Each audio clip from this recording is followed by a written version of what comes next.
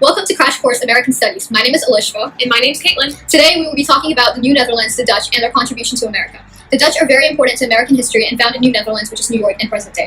In 1624, 30 families of the Dutch came to America, and some of them established Fort Orange, which is Albany, New York today, and the colony of New Netherlands began. New Netherlands grew as more colonists arrived from Europe, and by the mid-1620s, for about $24 in trade goods, the Dutch purchased the one and only Manhattan Island. Now, Manhattan is where the center of the largest city in the United States stands, but before it became the city of New York, it was a Dutch town called New Amsterdam, and it was the capital of New Netherlands and a main port to ship goods into and out of the Americas. Now, Caitlin will talk about the settlement patterns of the Dutch into New Netherlands. Dutch entrepreneurs established New Netherlands, a series of trading posts, towns, and forts up and down the Hudson River. They promised cheap land after 6 years. They built many forts for battle and built many trading posts. At first, the Dutch's main priority were war and trading. However, within a few years, leaders wanted to build an agricultural colony to support trading goals.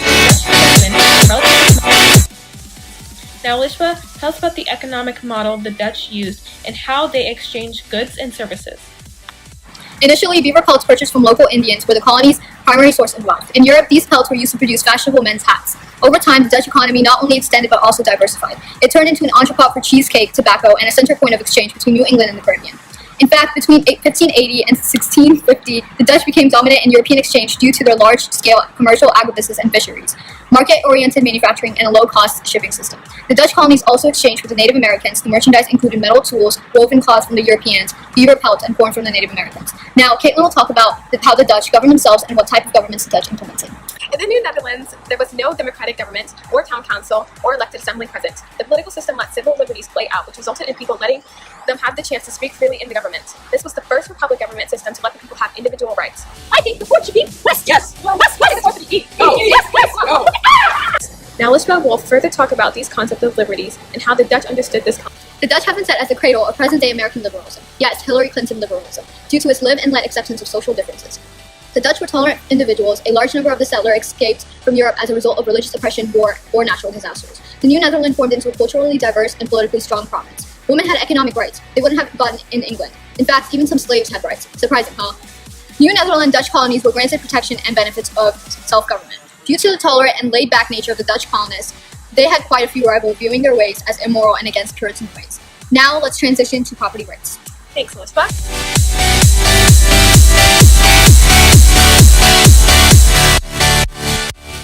The Dutch were very interesting when it came into property rights. In New Netherlands, women had the right to own property. Even slaves had half freedom. They were granted some land to support their family. In fact, to attract more settlers, the Dutch West India Company promised the colonists cheap livestock and free land after 6 years of labor. In 1629, freedom of exemptions was passed. This offered large estates to patroons. Caitlin, what are patroons? Crap. Let me Google that. Oh, Lishva. It's when a person is given land and guaranteed certain manorial privileges under the former Dutch government of the New York and New Jersey. Now let's get back. Tell us about the religious beliefs of the Dutch and in the New Netherlands. Well, let's continue with Crash Course American Studies because it's Crash Course, not boring course. The Dutch colony of New Netherlands in the 17th century enjoyed a greater diversity of religious beliefs than any other English colonies in America at the time except possibly Rhode Island. In fact, the settlers of New Netherlands were obligated to uphold religious toleration as a legal right by the Dutch Republic's founding document, the 1579 Union of Utrecht. This stated that everyone shall remain free in religion and that no one may be persecuted or investigated because of religion. For early American historians, this statement, unique in the world at its time, lies at the root of American pluralism.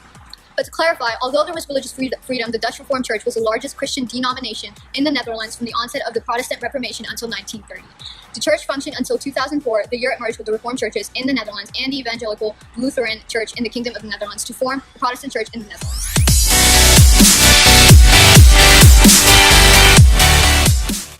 Caitlin, tell us about the social indicators, aka education, leisure, and family. Sure, Lishva. Just like today, most Dutch children went to school. Yes, when I mean everyone, I mean rich and poor. Most families did pay a fee to go to school to their local schoolmaster, but students who were unable to pay the fee were admitted to school for free. Unlike the others, the Dutch colonies believed that both girls and boys should learn and be able to go to school. At school, children were taught manners and proper values. They studied the Bible and memorized the teaching of the Dutch Reformed Church. In fact, some of the rules we still use today. No screaming, swearing, gambling, lying, stealing, fighting, name-calling, or throwing snot or lice. In Dutch homes, people slept in bedsteads. Bedsteads were bed boxes that can close from the inside to protect us from the cold air. By age 7, children were expected to do their chores. Boys worked with their fathers, chopping wood for cooking, heating the home, went fishing, and hunting. Daughters learned how to cook, sew, and clean the house with their mothers. Boys and girls helped tend to the family's crops and livestock. Boys usually learned their father's trade.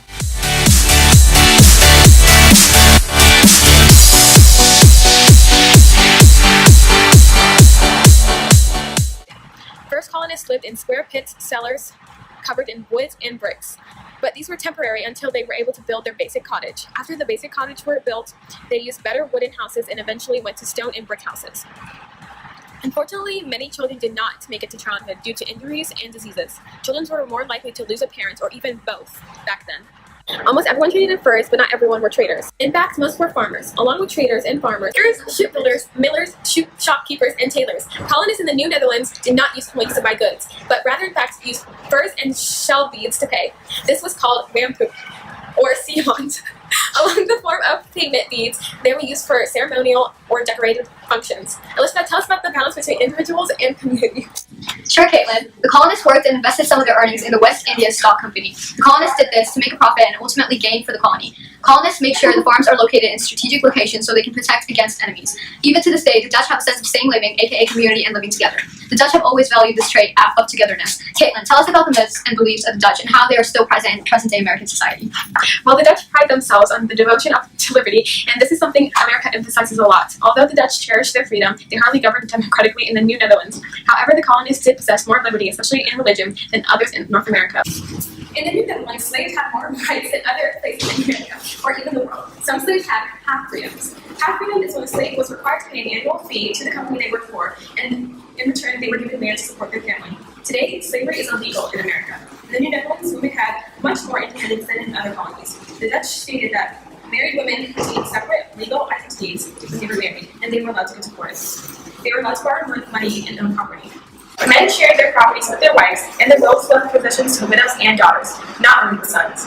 In America today, most women have these. The Dutch belief in religious tolerance attracted many people from around the world. The religious tolerance also attracted Protestants, Catholics, and Jews, even though they were difficulties with Jews, because they were called members of the deceitful race. By Governor Peter S. In America today, although racism exists, there's a significant increase in religious tolerance compared to the earlier days. Now, Elizabeth, tell us about the lasting impacts the Dutch and the colony of the New Netherlands had on America, culturally, politically, and geographically. Sure thing, Caitlin. I'm going to speak fast now because I got a lot of info, 3, 2, 1, go. Let's start with cultural influences. Firstly, about 1% of the English language is due to Dutch influence. Although it may not seem like a lot, remember the English language is over 750k words. Next, many of the foods we eat today are based on traditional Dutch dishes. Since most Dutch Americans had little income, the foods were made with simple ingredients like meat, potatoes, and other veggies. Dutch-style architecture can also be seen throughout the country. Houses built in the Dutch style commonly feature prominent front doors, large windows, and narrow boxy shapes. The Dutch are also known for building their houses into neat, organized blocks, which can be seen in bigger American cities, for example, New York. Windmills were also a big part of Dutch culture. Because the country is surrounded by a lot of water, they've used them for centuries to rain off excess groundwater.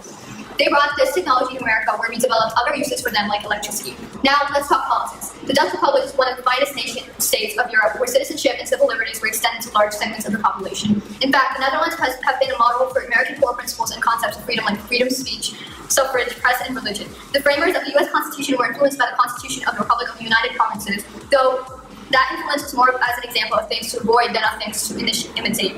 If we continue to look at modern-day Dutch influence on human rights, you will note that new freedoms, such as gay marriage, Amsterdam is considered the gay capital of the world in that respect, abortion, female rights, euthanasia, right to end one's own life, and reduce related crime, and quite a few other controversial topics and ideas spring forth from the Netherlands. Furthermore, the human rights and eco-movements are also quite strong in the Netherlands. Eco-organizations such as Greenpeace and Shepherd have their HQ in New Netherlands for good reason. Capitalism in the form of free trade is a Dutch invention. The first stock company in the world was formed in the Netherlands, called the VOC. Lastly, a major geographical influence the Dutch have on present-day America is the fact that the Dutch possessed New Netherlands, later to be called New York, for 40 years. New York is one of the busiest states in the USA today. Now, since we have talked about the influence of the Dutch had on America, the Dutch had on America. Caitlin, can you tell us about the contributions the Dutch made to the modern definition of America? The Dutch contribute many modern-day things that we have to define to what America is today. For example, free religion and diversity. In New Amsterdam, they did not enforce rules that ever banded these types of faiths like Jews or Catholics. This was about the political system helped create civil liberties to create in America. The Dutch colonies was the first republic government to let individual rights play out of the most populations, like freedom of speech, freedom of press, and suffrage. They helped America create a more open-minded government and a law system. Another one is an economic idea, free enterprise and capitalism. It was introduced to America by joint stock companies. Thank you for watching Crash Course AMSTUD. Hope you learned something new. Until next time, we're signing off.